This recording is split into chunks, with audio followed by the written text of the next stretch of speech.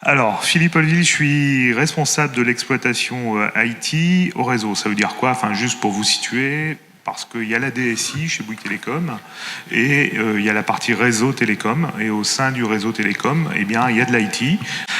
Donc voilà, je suis responsable de l'IT au sein du réseau télécom de Bouygues. Rapidement, Bouygues, vous connaissez, c'est le troisième opérateur qui est arrivé parmi les 4. Nous avons 20 millions de clients aujourd'hui, 8000 collaborateurs et 3500 conseillers de vente. Voilà, ce qui est important, 520 magasins Bouygues Télécom. Nos centres d'appel sont en France et nous sommes top employeurs. C'est donc aussi la société où il fait bon travailler. Et par rapport à ça, j'ai quelques offres d'emploi dans mon équipe. Voilà, nous avons 16,4 millions de clients sur le mobile et sur la partie fixe, 3,7 millions. Nous sommes arrivés les derniers, 3,7 millions de clients et 7 millions de prises adductables pour nos clients en ce moment. Voilà, ce matin, je souhaitais partager en fait mon retour d'expérience par rapport au déploiement des applications et la démarche qu'on a mis en place pour travailler, pour poker et puis finalement pour choisir la solution XL Deploy de Xebia Lab qui expose aujourd'hui. Alors, le contexte initial, jusqu'à la conclusion, un peu un bilan chiffré de tout ça. Alors, le contexte initial, c'est que, comme on est arrivé, je vous ai dit un peu les derniers sur le fixe, eh bien, on a racheté un système d'information du fixe à un opérateur tiers, sur lequel on a greffé eh bien, des satellites, j'allais dire, pour pouvoir gérer correctement la DSL et puis tout récemment le FTTH. Par rapport à ça, ça a généré chez nous eh bien, beaucoup de nouvelles technologies, enfin en tout cas des technologies différentes, vu qu'on a du Perl, on a du Java, on a des scripts de base de données et puis on a une orchestration faite autour de TIBCO. Voilà, donc toutes ces technologies qu'il faut déployer autour de notre médiation. Vu qu'au réseau télécom où je travaille, j'opère la médiation entre le commerce et les plateformes de services qu'on expose à nos clients, telles que la voix sur IP, la téléphonie, l'éligibilité pour qu'ils puissent choisir leur offre, etc. Voilà, donc toutes ces problématiques font que, toutes ces technologies qu'on a héritées des systèmes d'information divers ont généré eh bien, des façons d'installer en production qui étaient différentes, qui tournaient autour de scripts propriétaires, auprès beaucoup d'opérations manuelles. Et la difficulté qu'on avait aussi, c'est par rapport à la multiplicité des bancs de test, des bancs de dev, des bancs de pré-prod, des bancs de prod, notre système e-réagir qu'on a. Donc on a beaucoup de systèmes techniques. Juste un petit zoom, les systèmes techniques, ça dépend de la granularité de votre entreprise, comment on s'organise. Nous, nos systèmes techniques, eh bien, c'est par exemple le système qui va provisionner, donner accès à nos clients pour avoir la télévision, le système qui va permettre de l'éligibilité, de pouvoir choisir l'offre, câble, fibre, etc. Donc la granularité des systèmes techniques dépend effectivement de l'entreprise sur laquelle on est. Donc nous, un système technique, il est composé de 1 jusqu'à 30 composants qui peuvent être eh bien, les frontaux de l'éligibilité jusqu'à la commande qui va permettre de paramétrer les différentes plateformes pour donner l'accès à nos clients. Et puis donc des environnements techniques et fonctionnels différents. Alors fonctionnels parce que voilà, on a plein de types de métiers différents, comme je dis, l'éligibilité, le provisioning d'accès des plateformes, mais surtout des plateformes de test qui font qu'au moment où on va tester, on n'est pas dans un environnement de production. Ça veut dire que je vais avoir un environnement qui peut être bouchonné, ou qui va être avec des injecteurs, qui va être avec des simulateurs. Et donc, la façon de déployer sur un environnement de test ou de prod n'est absolument pas la même. Donc, qui générait dans un contexte manuel eh bien, beaucoup d'erreurs, beaucoup de problématiques. On a aussi une roadmap qui est conséquente. Comme vous savez, on est 4 opérateurs avec, c'est extrêmement compétitif. Donc, il faut être time to market sur les offres, sur les fonctionnalités qu'on offre à nos clients. Donc, aujourd'hui, on a 6 grosses versions par an et une moyenne de 100 livraisons par chaque version. Donc, 100 livraisons de systèmes techniques ou de composants. Et entre ces grosses versions, eh bien, soit on corrige des bugs, ça arrive jamais, d'après les devs, mais on corrige des bugs, ou on fait quelques évolutions simplement sur des offres tarifaires ou quelques fonctionnalités supplémentaires sur des bouquets qu'on offre à nos clients. Les difficultés, eh bien, ce sont des solutions manuelles qu'on avait. C'était ça qui a lancé la démarche de notre POC. On avait aussi des constructions de paquets qui étaient compliquées suivant notre système d'information. On avait des retours arrière qui étaient nauséabonds. Enfin, vraiment, c'était compliqué. Et surtout, beaucoup d'incidents liés aux interventions de nuit dans un milieu, dans un contexte un peu hétérogène. Et puis les configurations, comme je vous disais, qui peuvent être fonctionnelles ou manuelles, qui sont souvent en dur dans le code. Alors, les drivers du projet, au moment où on a poké les différentes solutions, dont XL Deploy, eh bien, il fallait maintenir une approche DevOps. Là où on souffrait le plus, c'est que entre le moment où le dev nous livrait et le moment où on mettait en production, eh bien, on n'avait jamais le même binaire. Il y avait des choses qui étaient en dur, des variables qui disaient sur les environnements dev, ils sont dans un environnement bouchonné, alors que nous, non, on a une plateforme en face. Donc on livrait des binaires qui, en général, n'étaient pas exploitables au moment où je les mettais en production.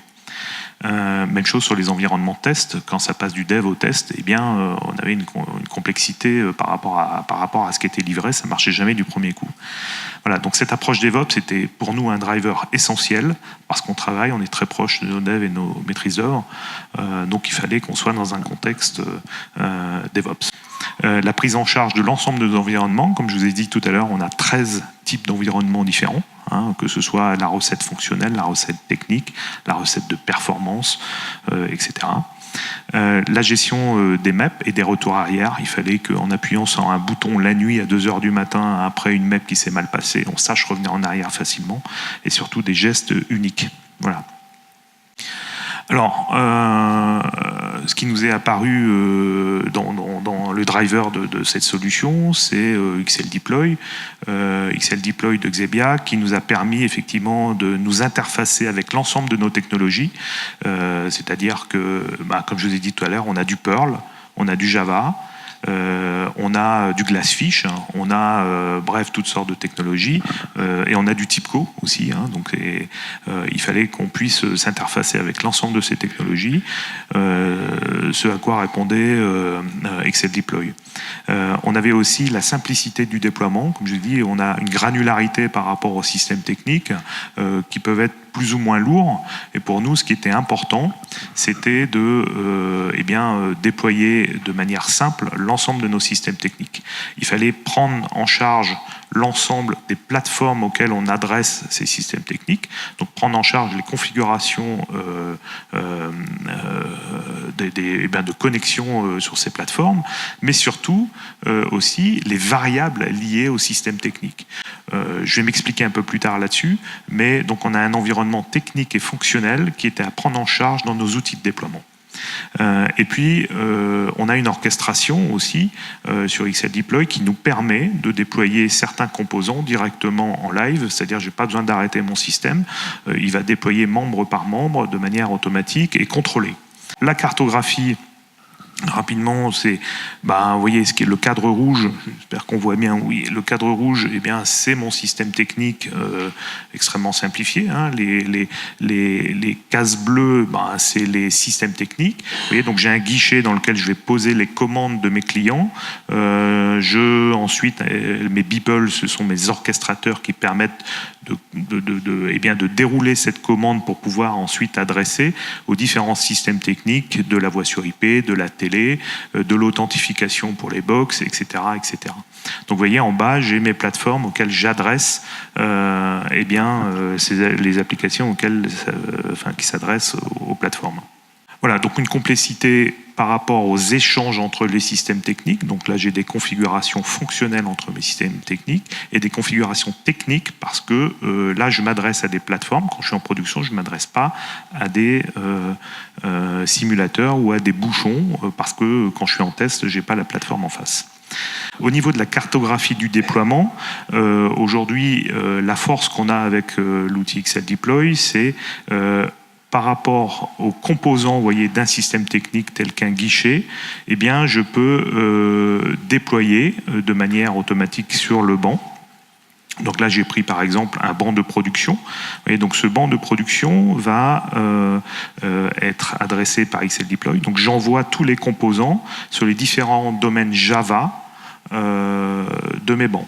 Alors l'avantage surtout de ça, c'est que je vais déployer, même si j'ai plusieurs systèmes techniques différents à déployer, je vais par exemple déployer domaine Java par domaine Java. Ce qui fait que l'ensemble des composants d'un même domaine, même s'il y a plusieurs ST qui sont en train d'être déployés, je déploie domaine par domaine et donc je reboote mon domaine qu'une fois et non pas à chaque fois que je déploie un domaine différent. Je ne sais pas si je suis bien clair là-dessus, mais c'est extrêmement confortable. Ça veut dire que mon domaine, je ne le reboote qu'une seule fois. L'autre chose, vous voyez, c'est que j'ai mes domaines qui sont sur différentes machines. Donc je peux orchestrer le fait de déployer sur une machine et ensuite de déployer sur l'autre machine. Donc ça de manière automatique, c'est-à-dire j'arrête proprement la machine, donc tout ça c'est orchestré dans XLDeploy, je déploie, je reboote mon domaine, je remets la machine en ligne, je passe au membre suivant et je fais ainsi de suite sur l'ensemble de mes domaines. Voilà, donc ça permet aussi d'avoir des gestes automatiques et contrôlés parce que l'outil nous permet aussi de pouvoir checker à chaque fois que je redémarre un domaine que le web service exposé est capable de prendre du flux et d'en recevoir, voilà, enfin de recevoir du flux ou d'en envoyer. Qu'est-ce qu'on peut dire encore sur ce slide? Bon, voilà, donc là j'ai simplifié, il y a 30 ST, mais voilà la façon et la mécanique qu'on a mis en place avec XLDeploy. Au niveau de la cartographie des environnements, ça répond à un autre besoin, c'est-à-dire aujourd'hui la façon dont je procède, c'est que quand j'ai une nouvelle version à déployer, vous avez compris que j'ai 30 systèmes techniques à déployer, tous ne bougent pas en même temps. Donc je vais choisir les systèmes techniques qui m'intéressent dans la version que je suis en train de constituer. Ça va me constituer un package. Et finalement, ce package, ensuite, je vais l'envoyer à XLDeploy. Donc cette étape de choisir, de constituer ma version dans un conteneur, j'allais dire, ou dans pas un conteneur, mais plutôt un package, ça va être Jenkins qui le fait. Donc c'est notre outil qui nous permet de sélectionner, de construire notre version. Ensuite, je l'envoie à XLDeploy qui va faire le delta suivant l'environnement où je suis, c'est-à-dire si j'essaye d'adresser à une plateforme de test d'environnement, de perf, de prod ou de pré-prod, va faire le delta entre la version actuelle qui est installée et la version que je lui propose. Une fois que ce delta a été fait, eh bien, je n'ai plus qu'à appuyer sur le bouton et je vais déployer ma version sur le banc. Alors, ce que nous, on a mis en place, ce qui me semble important, parce qu'on s'est dit, la façon dont on va déployer sur le test ou la prod, on va faire différemment. C'est-à-dire, le test, je m'en fiche un peu, je déploie de manière unilatérale. Et puis, finalement, en prod, je vais faire attention, je vais déployer membre par membre. Avec du recul, c'est beaucoup mieux d'avoir la même façon de déployer sur le test, la pré-prod que la prod, parce que ça permet, entre autres, de checker que tous les automatismes d'orchestration, de membre par membre, etc., sont bien fonctionnels et qu'on ne les découvre pas en production. L'avantage aussi de cette version, enfin je reviens 30 secondes en arrière parce que c'est peut-être un sujet que je n'ai pas évoqué, c'est que l'outil répond aussi au niveau de déploiement au point DevOps, c'est-à-dire qu'aujourd'hui, quand j'ai le binaire qui est déployé, enfin qui m'est fourni par le dev, que je le poste dans mon Jenkins et que je le mets à déployer en production, je suis sûr que c'est le même binaire qui a été checké par le développement. À la configuration près, évidemment, vu qu'un binaire qui va s'adresser en test, comme je vous ai dit tout à l'heure, ça peut être il s'adresse à un simulateur ou un bouchon ou autre. Là, effectivement, dans XL Deploy, on a la notion de dictionnaire de variables qui nous permet, effectivement, suivant les environnements, de dire quand je suis en test, je suis en bouchon, quand je suis en prod, je suis en plateforme. Et donc, toute cette variabilisation, qu'on appelle les properties dans XL Deploy, nous permet effectivement de constituer des versions en fonction des environnements. Et ça de manière complètement automatique, vu que le coût d'entrée, c'est quand même de paramétrer au départ nos environnements en fonction des URL, des adresses IP, des simulateurs, etc. Voilà, donc on répond avec cette partie suivant les bancs, avec des dictionnaires qui sont gérés par XL Deploy. Alors, pour aller dans les chiffres, aujourd'hui, on a 13 bancs je vous ai dit tout à l'heure, 3 bancs de dev, 8 bancs de tests, qui vont à la fois des tests fonctionnels, de VABE, VABF, les bancs de maintenance, les bancs qui servent à faire les corrections, 2 bancs de prod pré-prod, 30 systèmes techniques, 450 composants unitaires sur notre outil, enfin sur notre médiation, avec ces technologies différentes, Java, Perl, TIBCO, 25 domaines Java, domaine Perl, TIBCO, et on a en gros, donc on est sur un environnement virtuel qui va de 27 machines virtuelles à 60 en production, sachant que les 60 c'est parce qu'on a aussi des membres sur nos clusters.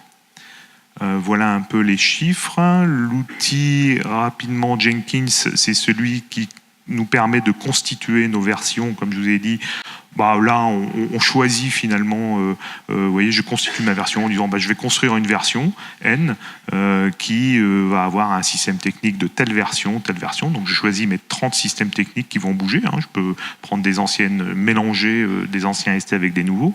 Je constitue ma version et ensuite je l'envoie à XL Deploy. Donc là, sur l'outil, Jenkins s'interface nativement avec XL Deploy, et à partir de là, je choisis donc le package que j'ai constitué sous Jenkins, je choisis mon environnement à droite, voilà, qui est mon environnement de prod, de pré-prod, de test, et à partir de là, quand j'ai choisi la version et l'environnement, le système va calculer le delta qu'il a à faire pour déployer cette nouvelle version. J'appuie sur le bouton, ça déploie. En conclusion, on a un outil qui vraiment nous simplifie la vie. Ça répond vraiment à l'ensemble de nos besoins qu'on avait identifiés au début. Donc c'est vrai que l'époque avait été long à l'époque. C'est un vrai projet technique, il ne faut absolument pas négliger cette étape. Il y a vraiment une étape de conception, de réalisation, de test de mise en prod. Ça nous a pris quasiment 1 an. Pourquoi ? Parce qu'on n'était absolument pas prêt à ce genre d'automatisation. C'est-à-dire qu'il a fallu déjà qu'on variabilise nos systèmes techniques en fonction des environnements. Donc ça, c'est effectivement une étape de conception, de réalisation. Et puis, qu'on crée la granularité propre à chaque système technique pour que les composants qu'on déploie sont bien détachés les uns des autres. Donc il y a toute cette étape-là. On a le vrai gain sur, quel que soit l'environnement, je déploie, vous voyez, de manière unique. Je fais un drag and drop de mon environnement et de ma version. Il y a une agilité forte. Aujourd'hui, on a cet outil depuis 2014, donc le coût d'entrée pour l'initialisation, finalement, après on le regagne parce que c'est très simple d'ajouter, de supprimer à la fois un système technique ou un composant, parce qu'on le conçoit à la manière de XL Deploy. Une agilité, j'ai un responsable chez moi qui s'occupe du déploiement de l'ensemble des environnements. Pourquoi ? Parce que le geste est le même, quel que soit l'environnement. Une installation qui est complètement automatisée et surtout des retours arrière qui sont extrêmement simples. Des gains facile. Alors, le mode de parallélisation, on l'a mis en place, c'est-à-dire je peux paralléliser le déploiement de systèmes techniques. Ça, c'est extrêmement confortable, ça nous met de la rapidité. Depuis 2014 que j'ai cette solution, je n'ai eu aucun problème technique sur XL Deploy. Aucun. On avait créé un système e-réagir en cas de problématique de corruption de base de nos conteneurs, ce genre de choses, ça ne s'est jamais produit. Bon, voilà. Je croise les doigts. Merci Philippe. Oui. Alors,